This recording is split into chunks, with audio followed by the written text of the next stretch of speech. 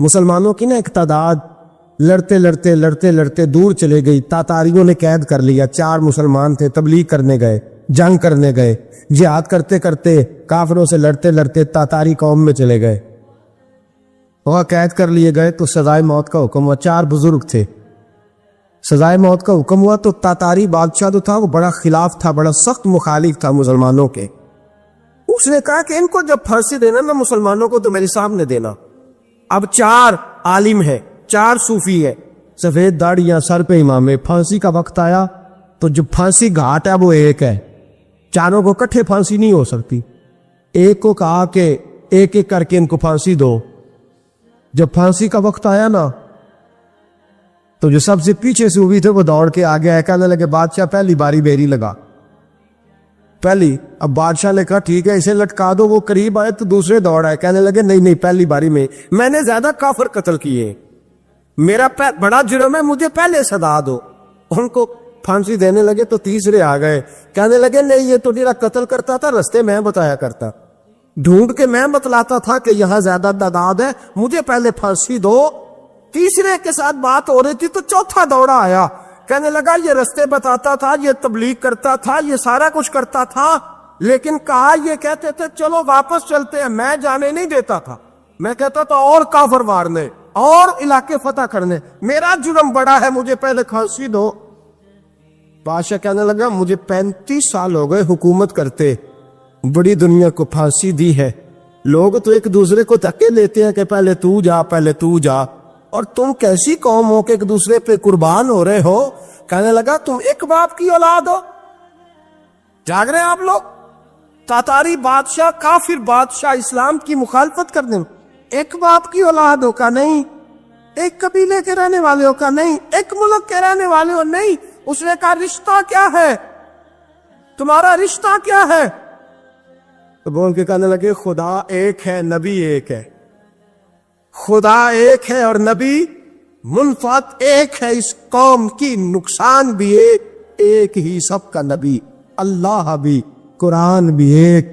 کیا ہی اچھا تھا ہوتے اگر مسلمان بھی ایک, یوں تو سید بھی ہو, مرزا بھی ہو, افغان بھی ہو, تم سبھی کچھ ہو, بتاؤ کہ مسلمان بھی ہو. فرمایا ہمارا اللہ ایک ہے, نبی ایک ہے. تو کہا پھر ایک دوسرے پہ جان کیوں دیتے ہو؟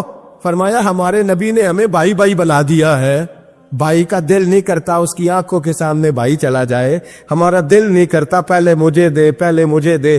بادشاہ کہنے لگا تمہارا جذبہ مجھے متاثر کر گیا, جاؤ میں تم چاروں کو آزاد کرتا ہوں, تمہیں آزاد کرتا ہوں. میرے دوستو یہ رنگ تھا, دیکھے نا, یہ اس ترتیب نظام دیکھا نا, اس فلک میں پہلی بار دیکھا, اس زمین نے پہلی بار. اور میرے حضرت فرمایا کرتے تھے زمین تڑپ کے روئی, اس نے پہلی دفعہ دیکھا. حضرت ابو عبیدہ بن جراح نے میدان بدر کے اندر جب جنگ کا تبل بجا, حالات بگڑے, جناب ابو عبیدہ بن جراح کہتے ہیں تاریخ نے ایک عجیب موڑ پہ مجھے لا کے کھڑا کیا. آپ فرماتے ہیں میرے لیے اللہ نے جو آزمائش رکھی وہ سب سے بڑی رکھی. فرمانے لگے جب میں میدان میں نکلا تو کافروں نے میرے سامنے جس کو لا کے کھڑا کیا وہ میرا سگا باپ تھا. اور فرماتے ہیں اب مشکل بن گئی, عشق تیاگ دومی ایک برابر, تے عشق دا سیک بدھیرا, اگ تے ساڑے ککھ تے کانے, تے عشق ساڑے تن میرا, تے اگ دا دارو می تے پانی, کوئی دسے ہے عشق دا دارو کیڑا, بلے شاہ تھے کچھ بھی نہیں بچدا جتھے عشق ہوران دا ڈیرا. فرمانے لگے اب میرے لیے سامنے باپ, ادھر بیٹا. آپ فرماتے ہیں 2 رستے تھے, باپ بچاؤں یا رسول اللہ کا دین بچاؤں. 1 منٹ تھا فیصلہ کرنے کے لیے کہ ابا بچے گا یا دین بچے گا, کفر بچے گا یا اسلام بچے گا. فرماتے ہیں میں نے منٹ پورا نہیں سوچا, میں نے تلوار اٹھائی, باپ کی گردن کاٹ کے گرائی اور رسول اللہ کا دین بچا لیا. باپ کی گردن کٹ کے گری اور نبی پاک کا دین بچ گیا, بچا لیا رسول اللہ کا دین. حضرت عمر نے ماموں کو مارا. حضرت مصعب ابن عمیر کہتے ہیں تاریخ مجھے بھی لا کے کھڑا کرتی ہے بدر کے میدان میں, تو کفر کا لبادہ اوڑھ کے جب سامنے آیا تو وہ میرا سگا بھائی تھا, سگا بھائی. حضرت عمر ملک شام جاتے ہیں, جب فتح ہوتے ہیں حضرت سعد بن ابی وقاص بلاتے ہیں شام جاتے ہیں تو حضرت عمر کہتے ہیں شام آئے یار سب سے پہلا کام یہ کر بلال کا تو پتہ کر. یہاں سنا ہے بلال حبشی کا مکان بھی کہیں نیڑے نیڑے ہے, پتہ تو کر. حضرت بلال حبشی حضرت سیدنا سعد کہنے لگے حضور بلا نہ لے. فرمایا نہیں, وہ مصطفیٰ کا غلام ہے تو میرا تو امام ہے, میں گھر ملنے جاؤں کا گھر رحماؤ بینہم. کالے رنگ کے حبشی غلام سیدنا بلال حبشی کو ملنے گھر گئے اور جناب عمر جا کے بیٹھک میں انتظار کرنے لگے, گویا ڈرائنگ روم میں بیٹھے انتظار ہونے لگا. جناب سیدنا بلال آئے تو حضرت عمر اٹھ کے کھڑے ہوئے. ملک شام کے لوگوں نے یہ منظر عجیب دیکھا کہ جناب عمر فاروق ایک حبشی کے لیے کھڑے ہوئے, اور جب کھڑے ہوئے تو حضرت بلال کہنے لگے عمر بیٹھ جاؤ, یہ کیا کر رہے ہو؟ حضرت سیدنا عمر رو پڑے, کہنے لگے بلال تو حبشی پہلے تھا, جب سے رسول اللہ کا غلام بنا ہے ساری امت کا امام بن گیا, ساری امت کا تو امام بن گیا ہے جب سے تو نبی پاک صلی اللہ تعالی علیہ وسلم کا غلام بن. بھائی یاد رکھے جب اشداء علی الکفار کی بات تھی تو اپنے سگے قتل ہو گئے, اور جب رحماء بینہم کی بات تھی تو پھر یہ نہیں دیکھا یہ حبشی ہے. توجہ ہے میری بات پر, جاگ رہے نا آپ لوگ, ادھر دیکھیں. پھر یہ نہیں دیکھا کہ یہ حبشی ہے, یہ رومی ہے, یہ کون ہے, پھر یہ دیکھا کہ یہ رسول اللہ کا غلام ہے صلی اللہ ہو. ہمارے ہاں تو نفرتیں پھیل گئی ہو, او بس کرو جی بنگالیوں سے جان چھڑاؤ, او بس کرو جی فلانے سے, او بس کر یار, رہن سہن اپنا اپنا ہوتا ہے, لیکن مسلمان جس طرح کا بھی ہو اس کے ساتھ نفرت کرنے کی اجازت نہیں ہے. پہلی بات اشداء علی الکفار, دوسری بات رحماء بین. اب تیسری بات ہے تراہم رکعا سجدا یبتغون فضلا من اللہ ورضوانا. میں نے جو شروع میں بات کی تھی نا کہ اگر خانہ کعبہ میں 40-50 لاکھ حاجی مل کے دعا ہی مانگ لیتا مل کے تو کمال ہو جاتا. حضرت ابو بکر صدیق رضی اللہ تعالیٰ عنہ سے کسی نے پوچھا تھا بدر میں فتح کیسے ہوئی؟ اب بھی مسلمان کہتے ہیں نہیں جی کیسے لڑیں گے جی, ہمیں اپنا بڑا مسئلہ ہے. یہ کمزور لوگوں کی باتیں, کمزور جو خدا والے ہوتے ہیں ان کی یہ سوچ نہیں ہوتی. یہ آرزوئے کرم اور میں آپ سے کروں, یہ بھیک اس کو جی دیے جس کا خدا نہ ہو. یہ کمزور لوگ ہیں, کہتے ہیں نہیں کیسے ہوگا, کس طرح ہوگا, جن کو پتا ہو کہ ہماری غیبی طاقت ہے. ہماری حضرت ابو بکر صدیق رضی اللہ تعالیٰ پوچھا جناب بدر میں کیسے جیت گئے؟ تلواریں زیادہ تھی, نیزے زیادہ تھے, یا آپ کو جاسوسی زیادہ تھی, پتہ زیادہ تھا کہ یوں قابو آئیں گے کافر؟ تو ابو بکر صدیق فرمانے لگے نہ نیزوں سے جیتے نہ تلواروں سے جیتے, ہم جو بدر میں جیتے ہیں تو مصطفیٰ کی نمازوں سے جیتے. ہمیں جو بدر میں کامیابی ملی تو رسول اللہ کی دعاؤں کی برکت سے ملی. فرمانے لگے کافر ساری رات شرابیں پیتے رہے, ساری رات وہ ناچ گانے میں مصروف رہے, اور میں حضور کے خیمے میں موجود تھا, نبی پاک ساری رات نماز پڑھتے رہے, ساری رات حضور نماز پڑھتے رہے, ساری رات اللہ سے دعا کرتے رہے. فرمایا صبح جو کامیابی ملی تو یہ مصطفیٰ کی نمازوں کی برکت سے ملی. ایک بزرگ کی میں بات سن رہا تھا, وہ کہہ رہے تھے اب نمازیں عبادتیں ریاضتیں بعد میں کرنا, پہلے جہاد کرو. کہہ رہے تھے اب نکل کر خانقاہوں سے ادا کا رسم شبیری, عبادتیں ریاضتیں تلاوتیں درود بعد میں ہوگا, پہلے جہاد. تو میں نے کہا صاحب عبادتیں تلاوتیں درود ہو کہاں رہا ہے, پہلے وہ جگہ تو بتائیں. خانقاہوں پہ تو عرس ہو رہا ہے, سال کے بعد ڈھول لگ رہا ہے. وہ جو زمانہ تھا نا کہ خانقاہ شریف پہ شام تک قرآن مجید ختم ہوگا, فجر کے بعد 50,000 درود پڑھا جائے گا, وہاں لوگ آئے ہیں تو وہاں ذکر کرتے کرتے لوگ اس قدر مست ہوئے کہ انہیں ہوش ہی نہیں کہاں کہ کہاں گئے. وہ تو دور ختم ہو گیا. اب کہاں ہے خانقاہ میں؟ اب تو نظر نیاز رہ گئی, ختم شریف رہ گیا, عرس پاک رہ گیا, باقی تو معاملہ ختم ہے. وہ کہاں گیا معاملہ سارا؟ بھائی دعائیں التجائیں. شہاب الدین غوری سے پوچھا جناب فتح کیسے ہوئی؟ کہنے لگے خواجہ معین الدین اجمیری کی دعاؤں کی برکت سے. فرماتے ہیں بابا دعا مانگتا تھا, ہم جہاد کرتے تھے, اللہ کامیابی دے دیتا.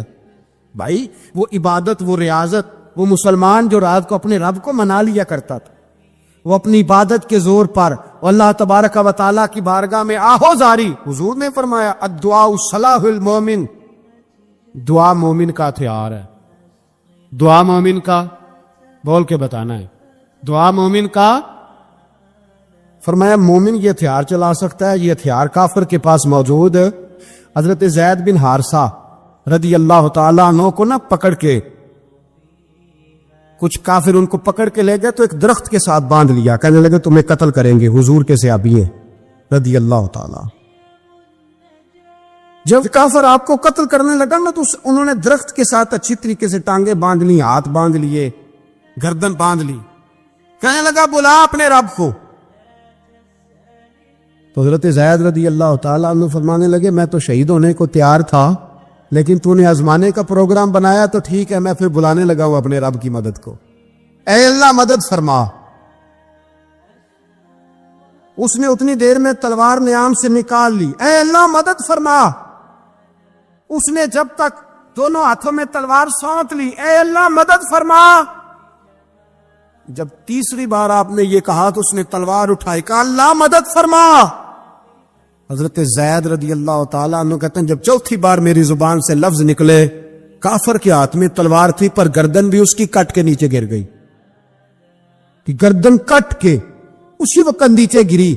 مجھے کسی نے کھولا، نہ مارنے والا نظر آیا، نہ گردن کاٹنے والا نظر آیا، نہ مجھے کھولنے والا۔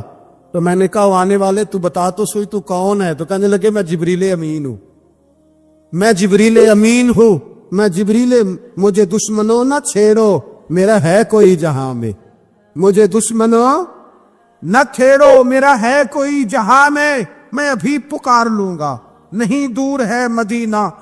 کہا جب تو نے، حضرت جبریل کہنے لگے جب تو نے پہلی دفعہ کہا نا اللہ مدد فرما تو میں سدرۃ المنتہا پہ تھا، مجھے حکم ہوا جبریل دیر نہ کرنا۔ فرماتے ہیں جب دوسری دفعہ تو نے کہا نا اللہ مدد فرما تو میں 7ویں آسمان پہ تھا، اور جب تیسری دفعہ کہا مدد فرما تو میں پہلے آسمان پہ تھا، اور فرمایا جب تو نے کہا چوتھی دفعہ اللہ مدد فرما تو میں تیرے سرانے کھڑا تھا، میں تیرے سرانے۔ تو بھائی اب تو اجتماعی دعا بھی نہیں رہی ہماری، اب تو یہ والا سوتا بھی، اکبر الآبادی نے کہا تھا مصیبت میں بھی اب یاد خدا ہم کو نہیں آتی، دعا منہ سے نہ نکلی جیبوں سے عرضیاں نکلی۔ اب بھی ہم کہتے ہیں کریں گے بات، سفیر کو بلائیں گے، ہم نے کہا ہے اس کو تو مان جائے گا وہ آپ کی بات؟ وہ بچے کاٹ رہا ہے تو اس کو گھر بلا رہا ہے۔ ابھی تک ایک اتنا سا سٹینڈ کہ ان کا جو دفتر ہے سفارت خانہ وہ بند کر دیا جائے، اتنی بھی توفیق نہیں ہوئی۔ کہتے ہیں ٹھیک ہے شور شروع ہو رہا ہے بس چپ کر دیں گے سارے۔ خدا را خواب غفلت سے اٹھو، بیداری حاصل کرو، اور کچھ نہیں ہو سکتا تو کھول کے دعا تو مانگو ان کے لیے دعا تو مانگو۔ اللہ بڑا کریم ہے، وہ جب مدد کرنے پہ آتا ہے تو پھر بڑے بڑے کافروں کے مقابلے میں اپنے بندوں کی مدد فرماتا ہے۔ اور میں یہ پیغام دینا چاہتا ہوں عالم کفر کو بھی، یاد رکھے رب کریم جب مدد کرنے پہ آئے تو اکیلے حضرت ابراہیم اور ایک طرف پوری ملت ہو تو اللہ اپنے خلیل کو بچا لیا کرتا ہے۔ رب کریم کی رحمت کاملہ جب فیصلہ کر لیتی ہے تو پھر نمرود جیسے سپر پاور طاقت کو رب کریم مچھر سے مروا دیا کرتا ہے۔ اللہ تبارک و تعالی، یہ تو مسلمان کا دعا والا سوتا ہی، وہ نکل کر خانقاہوں سے ادا کر رسم شبیری، یہ تو تب ہوگا جب خانقاہ کے اندر کوئی ذکر فکر عبادت ہو رہی ہو، اور جب وہاں حال ہی کوئی نہیں، وہاں تو رقص و سرور ہے، وہاں تو بس جھوٹی تعریفیں ہیں، ہر آدمی نے ایک بندہ ساتھ رکھا ہوا ہے تعریفیں کرنے کرانے والا، وہ تو معاملہ ہی اور ہو گیا ہے۔ حضرت سیدنا مولا علی شیر خدا کرم اللہ تعالیٰ وجہہ الکریم ساری زندگی کہتے رہے اللہ علی نے میدان میں عمر گزاری ہے، اسے شہادت کی موت عطا فرما۔ او بھائی یہ تو شہادتیں مانگنے والے۔ حضرت امام حسین میدان کربلا میں کھڑے تھے، شمر کہنے لگا حسین تیری چاروں جانب موت ہے، تو آپ فرمانے لگے تجھے ابھی ہمارا پتہ ہی نہیں، موت سے تو ہمارا پیار چلتا ہے، اور فرمایا یہ شہادت تو ہمارا پیچھا کرتی ہے، پہنچ جاتی ہے جہاں ہم ہوتے ہیں، موت سے ڈرا رہا ہے۔ مسلمان کا مرنے کو دل نہیں کرتا، ورنہ وہ اتنی بڑی کوٹھی میں کون رہے گا؟ مرنے کو دل اس لیے نہیں کرتا کہ وہ جو 6 کروڑ 10 کروڑ ڈالر لوٹ کے رکھے ہیں، مر گئے تو کھائے گا کون؟ وہ فقیر فاقہ مست تھے، ان کا گھر ہی کوئی نہیں تھا، ان کے بینک بیلنس ہی کوئی نہیں تھے، وہ کہتے تھے گھر ہمارا ہے وہ جو ہمارے رب نے تیار کیا ہوا ہے، ہمارا بینک بیلنس ہے وہ جو ہمیں جنت میں جا کے ملے گا۔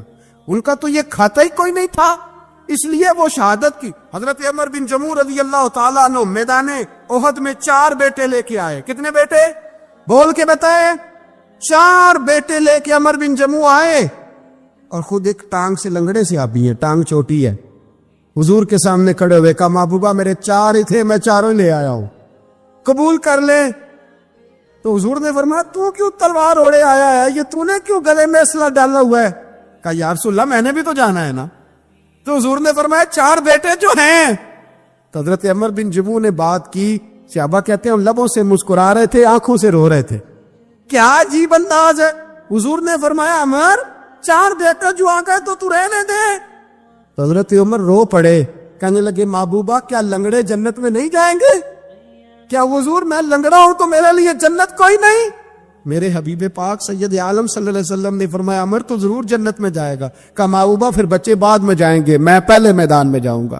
مسلمان کی سوچ کے خلاف ہے یہ بات، یہ قرآن کی فکر کے خلاف ہے کہ اپنی فکر کرو۔ برما کے لیے، کشمیر کے لیے، فلسطین کے لیے بات نہ کرو، اپنی فکر کرو۔ یہ قرآن کی سوچ کے خلاف ہے، یہ قرآن کے پیغام کے خلاف ہے۔ اس لیے کہ اگر صرف اپنی بات ہوتی تو آمنو اور عامل الصالحات پہ بات ختم ہو گئی ہوتی، پھر بات آگے نہ چلتی۔ جب کہا گیا وَتَوَاصَوْا بِالْحَقِّ، حق بات کی تلقین کرنی ہے۔ اگر بات صرف اپنی ذات کی ہوتی تو ٹھیک ہو گیا تھا، نماز پڑھی، روزہ رکھا، حج کیا، ختم ہو گئی۔ لیکن میرے نبی پاک صلی اللہ تعالی علیہ وسلم نے ارشاد فرمایا ایک بستی میں 2 3 4 نیک لوگ رہتے تھے۔ میرے پیارے کریم رسول فرماتے ہیں 3 4 بڑے پرہیزگار، متقی، صاف ستھرے صوفی صاحب، درویش صاحب، علامہ صاحب، بڑے جو کہتے تھے بالکل جی میں کوئی بات نہیں کرتا، کسی بادشاہ کو نہیں چھیڑتا، میں تو بس لوگوں کو اللہ اللہ بتاتا ہوں، میرا کوئی تعلق نہیں، کوئی مرے کوئی جیے، بڑے نیک صاف ستھرے پرہیزگار۔ باقی ساری بستی گناہ کرتی تھی۔ نبی پاک علیہ السلام فرماتے ہیں رب کریم نے کچھ عرصے تک مہلت دی، پھر مشیت خداوندی، اللہ کا قانون حرکت میں آیا تو کہا جبریل ساری بستی تباہ کر دو، تباہ کر دو۔ اللہ مہلت دیتا ہے، مہلت دیتا ہے۔ ہم لوگ سمجھتے ہیں نہیں ہماری سیاسی چالیں صحیح چل رہی ہیں، اللہ مہلت دیتا ہے۔ رب کریم نے فرمایا جبریل انہیں تباہ کر دو۔ تو حضرت جبریل امین علیہ السلام نے عرض کی مولا وہاں تو تیرے 3 4 بڑے نیک بندے بھی رہتے ہیں، بڑے پرہیزگار، سچ بولنے والے، دیانتداری والے، حاجی صاحب، نمازی صاحب، صوفی صاحب، پیر صاحب، بڑے خوبصورت، ان کا کیا کریں؟ تو میرے محبوب پاک علیہ السلام فرماتے ہیں رب کریم نے فرمایا سب سے پہلے انہیں تباہ کرنا، سب سے پہلے انہیں سب سے پہلے، اور الٹ دو بستی، پہلے ان کا نمبر لگاؤ۔ یا اللہ ان کی کیا غلطی ہے؟ تو غلطی سن لے، غلطی یہ ہے کہ انہوں نے 2 صفتیں پیدا کی ہیں، اگلی 2 پیدا کیوں نہیں کی؟ الا الذین آمنوا وعملوا الصالحات پہ روک کیوں گئے؟ آگے کیوں نہیں بڑھے؟ اللہ کریم نے فرمایا جبریل دیکھو نا، میری نافرمانی ہوتی رہی اور ان کے چہرے پر کبھی شکن تک نہیں آیا، لوگ میرا قانون توڑتے رہے، انہیں کبھی برا ہی نہیں لگا، گناہ دیکھ کر کبھی خیال ہی نہیں آیا بدلنے کا۔ میرے بھائی امت مسلمہ اپنے لیے تو آئی نہیں دنیا میں، نبی پاک کی اس لیے تھوڑے آئے تھے کہ پیسے کمائیں، دنیا داری کریں، جھوٹ سچ ماریں اور رخصت ہو جائیں، بچے پیدا کریں۔ یہ کام تو ہندو سکھ بدھ مت سارے کر رہے ہیں، تو فقط اس کام کے لیے تھوڑی آیا ہے۔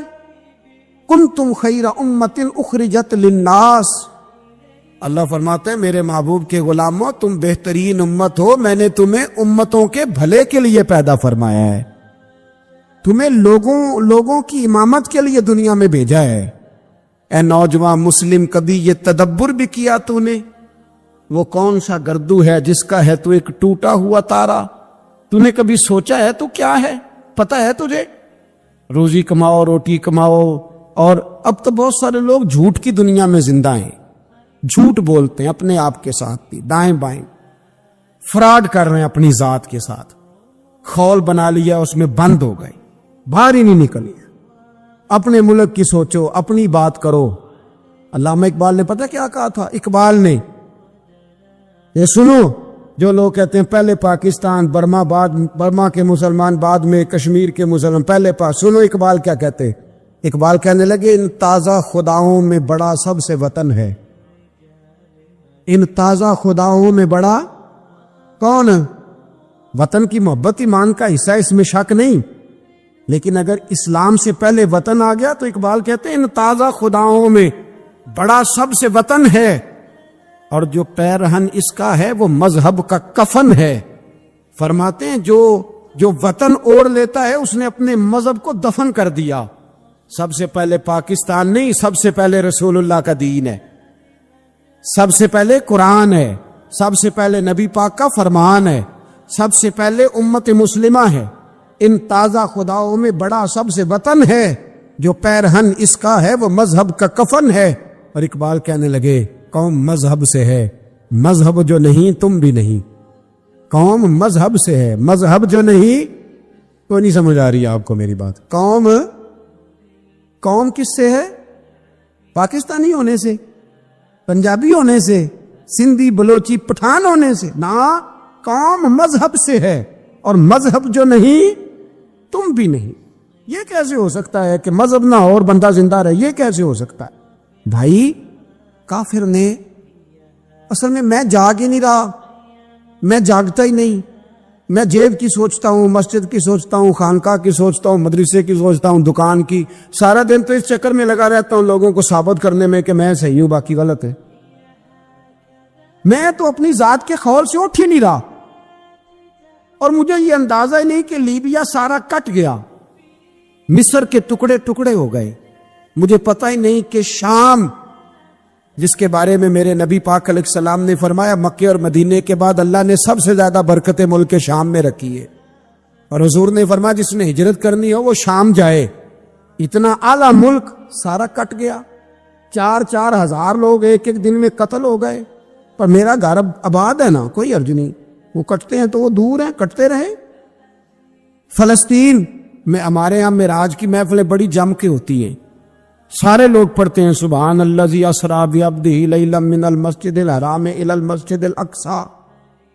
انہیں پوچھو روز قرآن مجید میں مسجد اقصی کا نام لینے والوں، تو مسجد اقصی کہتے ہو تو تمہیں اللہ کتنی نیکیاں عطا کرتا ہے، بتاؤ تو صحیح مسجد اقصی کدھر ہے؟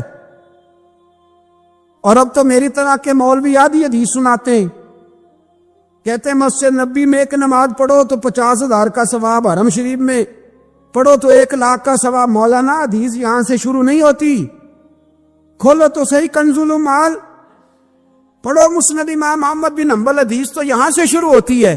میرے نبی پاک نے فرمایا مسجد اقصی میں جس نے ایک نماز پڑھی 25,000 کا ثواب، اور میری مسجد میں جس نے ایک نماز پڑھی 50,000 کا ثواب، اور اللہ کے گھر بیت اللہ جس نے پڑھی 1,00,000 کا ثواب۔ مسجد اقصی کا تو ذکر ہی چھوڑ گیا ہے، کیوں؟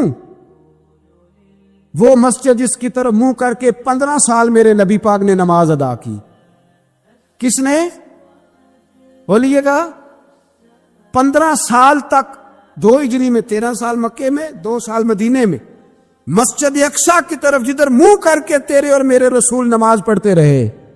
آج وہ مسجد یہودی کے قبضے میں ہے، کئی جمعے تالا رہتا ہے، وہاں نماز نہیں پڑھنے دی جاتی۔ مجھے کیا لگے اس بات سے، میری مسجد میں تھوڑی لگا ہوا ہے۔ ایسی ہوا چلی ہے کہ ہر شخص سوچتا ہے تمام شہر جلے بس ایک میرا گھر نہ جلے۔ بھائی یہ وہ دور ہے جس دور میں ذرا سی بھی کسی شخص کو تکلیف ہوتی ہے تو عالمی میڈیا پہ بات جاتی ہے، موبائل جیبوں میں فوراً تصویریں کیش ہوتی ہیں۔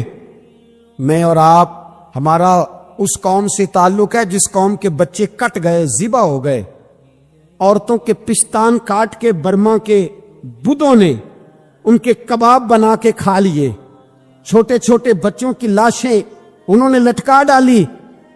اور یہاں میں حکومت کی کیا بات کروں، یہاں کسی سیاستدان کو مکھی کاٹ جائے تو ہمارے پھٹے آباد ہو جاتے ہیں بحث کرنے کے لیے۔ ہمارے اپنے لوگ، عام آدمی نہیں بات کرتا، عام آدمی نہیں نکلتا، عام شخص کو فکر ختم ہو گئی۔ وہاں میری بھائی سب سے بڑھ کر بہترین مسجد کے خطیب امام حسین تھے۔ مسجد نبی سے بڑی بھی کوئی مسجد ہوگی جس ممبر پر رسول پاک بیٹھ کے خطبہ دیا کرتے تھے، اور میرے مصطفیٰ کے آستانے سے بڑا بھی کوئی آستانہ ہوگا جس کی سجادگی امام حسین کے پاس تھی۔ کہتے ہیں ہمارا کیا تعلق، ہمیں کیا لگے، جو مرضی ہوتا پھرے۔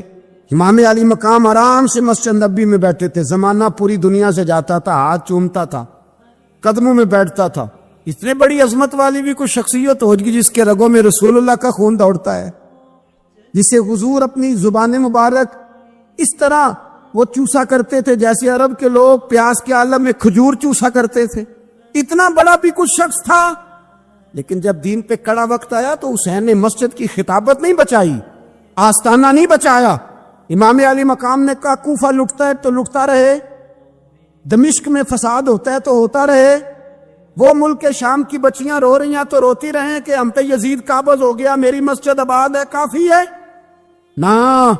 امام حسین نکلے اور نکل کے کہنے لگے جنت البقیع والی جگہ پہ کھڑے ہو کے, یا رسول اللہ میں جا رہا ہوں اور آپ کے لیے جا رہا ہوں, اس لیے کہ مجھے اس شام کو بچانا ہے جس شام میں رسول اللہ کا کلمہ پڑھنے والے لوگ بستے ہیں.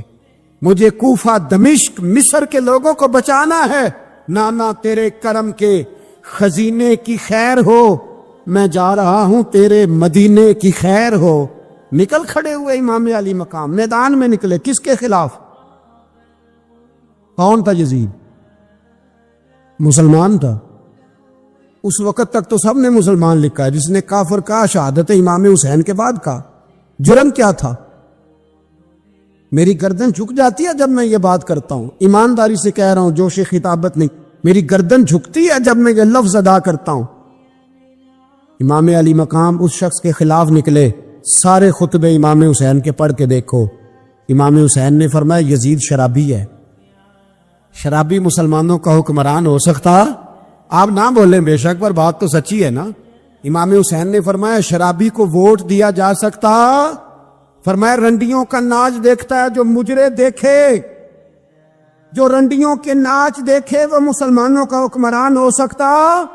امام حسین میدان میں نکلے اور 18 سال کے علی اکبر سے لے کر 6 مہینے کا علی اصغر دے دیا, لیکن شرابی کو برداشت, بے حیا کو برداشت تو میں کیسے کرتے؟ دوستی قاتل سے بھی, مقتول سے یارانہ بھی, اپنی جیب سے فلیکس سے چھپوا کے ظالموں, جابروں, بدماشوں کو ووٹ دیتے ہو. امام حسین کو تیری دیگ کی ضرورت ہے جو تو 10 محرم پہ پکاتا ہے, چاولوں کی ضرورت ہے جو تو نے 9 محرم کو پکائے. ان کو اس بریانی کی عادت تھی جو تو نے پکائی ہے. میرے گھر میں فلاں MNA MPA صاحب آ گئے تھے, امام حسین کے گھر کے اندر یزید نے پیغام بھیجا. اس نے کہا جیسے کہو گے کر لوں گا, جتنے پیسے کہو گے دے دوں گا, جتنی مسجدیں کہو گے بنوا دوں گا, جتنے ادارے کہو گے تعمیر ہو جائے, مجھے نہ چھیڑو. آپ نے فرمایا نا, مسجد مدرسے اس وقت آباد رہتے ہیں جب حکمران صحیح ہوتے ہیں, اور جب حکومتیں غلط ہوتی ہیں تو پھر مساجد آباد. اور آج دین نبی دا وانگ یتیمہ رووے تے کرلاوے تے آکھے میں کتھوں لبا عمر بہادر, میں کتھوں لبا عمر بہادر جیڑا مینوں سینے لاوے. امام راضی کہتے ہیں کہ سیدہ فاطمہ الزہرا رضی اللہ تعالی عنہ کے دونوں شہزادے حسنین کریمین بیمار ہو گئے تو سیدہ نے منت مانگی کہ بچوں کو شفا ہوگی تو 3 روزے رکھوں گی. شفا ہو گئی, روزے بھی رکھ لیے. اور جب مولا علی شیر خدا روزہ رکھنے کے لیے بیدار ہوئے, سیدہ فاطمہ الزہرا بیدار ہوئی تو امام حسن اور حسین بھی اٹھ گئے. 7-8 سال کی عمر, اماں جی ہم نے بھی رکھنا ہے. صبح کھجور اور دودھ سے روزہ رکھ لیا گیا. این افطاری کے وقت مولا علی کہتے ہیں فاقے چل رہے تھے, کہیں سے میں جاؤں لایا تھوڑے سے. سیدہ فاطمہ الزہرا نے پیس کر روٹیاں پکائیں.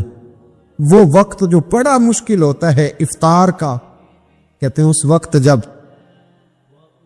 کھانے کے لیے بالکل ہاتھ آگے بڑھنے لگے اور امید تھی کہ ابھی سیدنا بلال اللہ اکبر کہیں گے تو روزہ کھلے گا, لیکن ابھی چند ہی منٹ رہتے تھے کہ دروازے پر ایک فقیر نے صدا دی.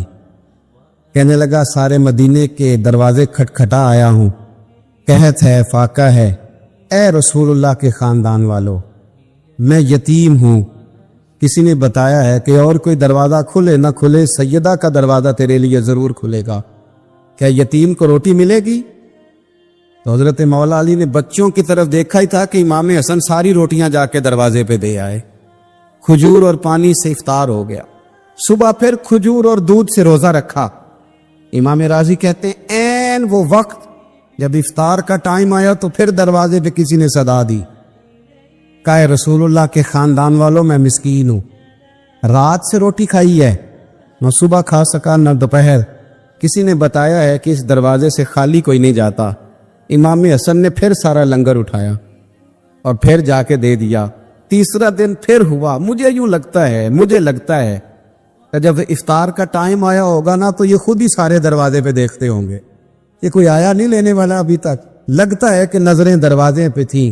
این افطار کے وقت 3 روٹیاں جب جاؤں کی پک کے آئی تو ایک بھکاری نے صدا دی، کہنے لگا میں قیدی ہوں، آج ہی قید سے رہائی ملی ہے، پہلے دن کسی کے دروازے پہ صدا ملی ہے، دی ہے روٹی ملے گی۔ امام حسن وہ کھانا دے کے واپس لوٹے، کھجور اور پانی سے افطار ہوا، اور جیسے ہی مسجد نبوی میں تینوں باپ بیٹا نماز پڑھنے گئے تو مولا علی کہتے مجھے بتانا نہیں پڑا، رسول کریم نے میری طرف دیکھ کے فرمایا علی تیرا، فاطمہ کا، حسن اور حسین کا 3 دن والا عمل خدا کو بھی بڑا پسند آیا ہے اور محمد مصطفیٰ کو بھی بڑا پسند آیا ہے، وہ بڑا پسندیدہ عمل۔ میں کہتا ہوں کہ حضرت فاطمہ نے نا ان کی تربیت پہلے ہی کر دی تھی، 3 دن بغیر افطار کے روزہ رکھنے، وہ ٹریننگ گھر سے ہو چکی تھی۔ اب میدان کربلا میں 3 دن بھوکا پیاسا رہنا ان کے لیے مشکل نہیں تھا۔